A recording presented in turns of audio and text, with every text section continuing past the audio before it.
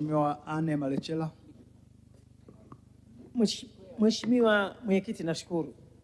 Pamoja na kwamba Mheshimiwa Waziri umejibu kwa ujumla, lakini naomba kuuliza swali kwamba mimi nina shule ya sekondari ya Kimala ambayo ni high school ya wasichana tu.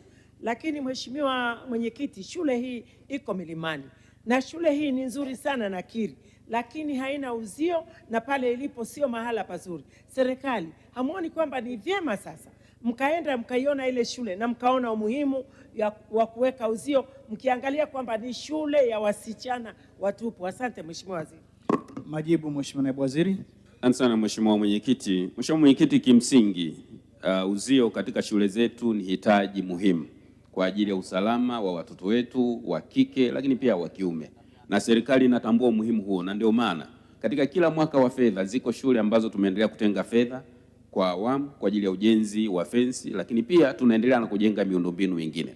Kwa Mheshimiwa mbunge mama Anne Kilango Malechela, tumepokea hoja hiyo, tutashirikiana na halmashauri ya Same kupitia mapato ya ndani ya halmashauri, lakini na serikali kuu tutaona pale ambapo tutapata fursa ya kifedha kwa ajili ya kujenga fensi hiyo, tutapeleka fedha kuhakikisha kwamba fensi hiyo inajengwa na kuboresha usalama kwa watoto wetu katika shule hiyo.